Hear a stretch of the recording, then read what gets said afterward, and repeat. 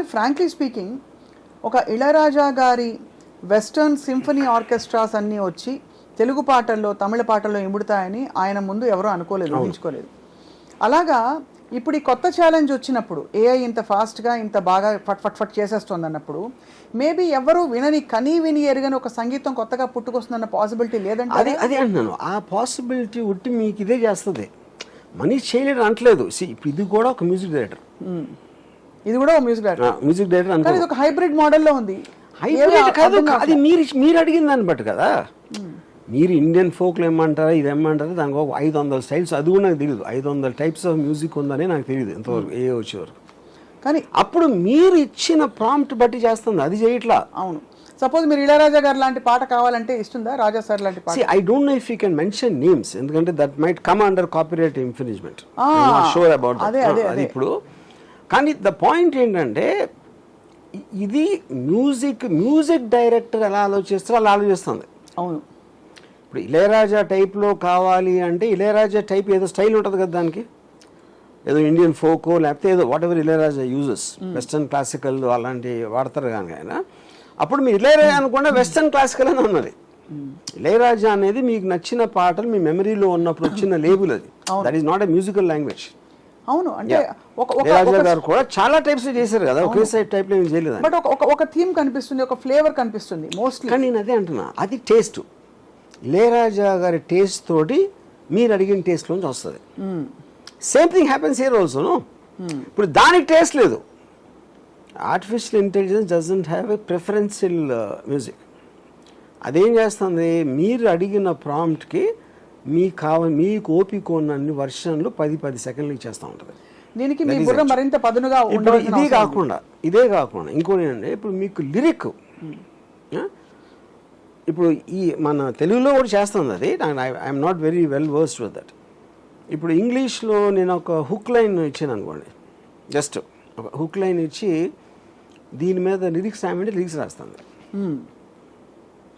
సాహిత్యము, సంగీతము, గానము, ఆ లిరిక్స్ ఇచ్చేసిన తర్వాత దాన్ని జనరేట్ అంటే మ్యూజిక్ వచ్చేస్తుంది. అప్పుడు ఏంటి, మీకు లిరిక్ రైటర్ పని పోయింది, మొత్తం అందరి పనులు పోయి. అప్పుడు ఏంటి, లిరిక్ సీతారామ శాస్త్రి లాగా రాయగలుగుతుందా అని అడిగారు అనుకోండి క్వశ్చన్. సీతారామ శాస్త్రి కూడా సేమ్ ఇళయరాజా గారి టైప్లో ఆయన పాటలు విని మనం ఫిక్స్ అయిపోయాం ఆయన బ్రాండ్ గురించి.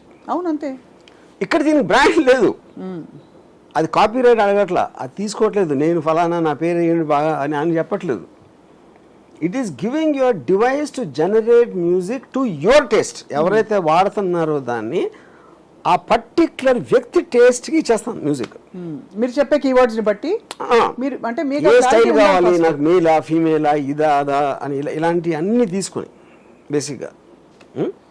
అయితే మరి ఒకటే దీనిలో ఉండే లిమిటేషన్ ఏంటంటే ఏఐలో ఇట్ ఇస్ డెరివేటివ్, అంటే it's a derivative of what is already existing. అంటే 500,000 సాంగ్స్ ఉన్నాయనుకోండి, ఆ డేటాబేస్ ఆధారంగా ఇది కల్అవుట్ చేసి మీరు చెప్పిన కీవర్డ్స్ని బట్టి లాగి ఆ డేటా ఉండబట్టి ఇస్తుంది. కొత్తగా పుట్టుకొచ్చే ఇప్పుడు అది సేమ్ థింగ్ మనకి. ఇప్పుడు for example mid journey, stable diffusion అనే వాటిలో వాళ్ళు ఫోటోగ్రాఫ్స్, పెయింటింగ్స్ అన్నీ ఫీడ్ చేసి దాని నుంచి వచ్చిందని ఉంది. కాకపోతే సృష్టిలో ఏదైనా సరే ఇప్పుడు ఫర్ ఎగ్జాంపుల్ నా టేస్ట్ ఆఫ్ మ్యూజిక్ ఎక్కడి నుంచి వచ్చింది, నాకు ఆర్డి బర్మన్ సాంగ్స్ అయినా, కేవి మహాదేవన్ అయినా, ఇళయరాజా గారైనా, ఇందులో ఏదేది నచ్చిందో అనే దాంట్లోంచి ఆ మ్యూజిక్ నా మీద ఇన్ఫ్లుయెన్స్ చేసి నాకంటూ ఒక టేస్ట్ వస్తుంది. అవును, ఓకే. సో అది అన్నిట్లోంచి వచ్చింది కదా. ఇప్పుడు వాళ్ళందరికీ నేను ఇప్పుడు వాళ్ళ టేస్ట్ నుంచే నా టేస్ట్ వచ్చింది కాబట్టి వాళ్ళు దే కెన్ క్లెయిమ్. అదొక పాయింట్. రెండోది, అడ్వాన్స్మెంట్ ఆఫ్ టెక్నాలజీలో ఎలక్ట్రిసిటీ కనిపెట్టాడు ఒకడు, దాని తర్వాత 50 సంవత్సరాలకి ఏసీ కనిపెట్టాడు ఇంకోడు. అప్పుడు ఏసీ కంపెనీ దగ్గరికి ఫస్ట్ కనిపెట్టినోడు నా ఎలక్ట్రిసిటీ లేకపోతే నీకు ఏసీ ఉండేది కాదు కదా, అందుకని నా వాటర్ నాకు కావాలంటే అది అడ్వాన్స్మెంట్ అయిపోతుంది కదా. సో బేసిక్గా ఇంకోటి ఏంటంటే ఇప్పుడు అది ఎక్కడి నుంచి మనం ఇచ్చిన ప్రాంప్ట్ ఏంటి, ఏమడుగుతున్నాం, అది ఎక్కడి నుంచి తీసుకుంది అని చేసిన వాళ్ళు కూడా తెలియదు. అదే అప్పుడు దాన్ని అది ఏమవుతుందంటే ఒక చాలా సింప్లిస్టిక్ ఎగ్జాంపుల్. మీరు నా దగ్గర ఏదో దొంగలు ఇచ్చారు, మీ దగ్గర ఒక బంగారం లేదు, ఇంకా 500 మంది దగ్గర దొంగలు ఇచ్చి అదంతా మెల్ట్ చేసేసి అటు వేరే ఆభరణాలు చేసిండు. అంతే. ఆ వేరే ఆభరణాలు చేసి వేరే వేరే వాళ్ళు తీసుకుంటున్నారు. అవి అప్పుడు నేను నా ఆభరణం ఎక్కడ ఉందో నాకు తెలీదు, దాంట్లోంచి వచ్చేది. ఆ ఇంటర్లో నాది అది చెప్పడానికి వీల్లేదు, అది అది వాళ్ళకి తెలీదు ఎక్కడి నుంచి వచ్చిందని. ఇప్పుడు ఇది కొత్త టెక్నాలజీ కాబట్టి దానికి సంబంధించిన లాస్ కూడా లేవు అబ్సల్యూట్గా. ఇప్పుడు ప్రతి మనిషి మీకున్న నాలెడ్జ్ మొత్తం కూడా ఏదో బుక్కో ఎవడో ఏదో అన్నాడు, లేకపోతే ఇది ఎక్కడో చూశారు, ఏదో ఒక సోర్స్ నుంచి వస్తుంది కదా మీకు వచ్చిన నాలెడ్జ్, ఐక్యూ లెవెల్ కానీ everything is a sum total of what you gathered over a period of time. అవును, ఎవ్రీథింగ్ అదే. అప్పుడు వాళ్ళందరూ వచ్చి నువ్వు ఆ రోజు నువ్వు నా క్లాస్మేట్ కాబట్టి నేను మాట్లాడిన దాంట్లో ఇన్ఫ్లుయెన్స్ అయ్యావు నువ్వు, అదే నువ్వు సినిమాలో పెట్టావు అని ఆడు క్లెయిమ్ చేసినట్టు ఉంటుంది. కాబట్టి ఇప్పుడు స్వయంభూగా వస్తున్న ఈ న్యూయెస్ట్ మ్యూజిక్ డైరెక్టర్కి మ్యూజిక్ డైరెక్టర్ మీనింగ్ లేదు అసలు. ఇంకా ఇదే మ్యూజిక్ డైరెక్టర్ మీరు చెప్పారు అంతే, ఇదే మ్యూజిక్ డైరెక్టర్. ఇప్పుడు కొత్తగా మ్యూజిక్ కెరియర్ నేను ఫాలో అవుతాను, మ్యూజిక్ కెరియర్ నేను మొదలెడతాను అంతకన్నా మూర్ఖత్వం ఉండదు. దానికి ఇంకోటి ఏంటంటే ఇప్పటికీ మీకు నేను చాలామంది మ్యూజిక్ డైరెక్టర్స్తో మాట్లాడాను దీని గురించి. వాళ్ళు ఇమ్మీడియట్ రియాక్షన్ ఏంటంటే అది ఏదో కాంపిటీషన్ లాగా ఫీల్ అవుతున్నారు.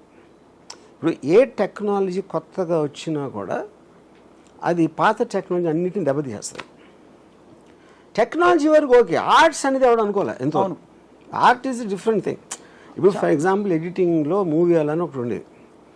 మూవీ అలా నుంచి స్టీమ్ మేకర్ అని వచ్చింది.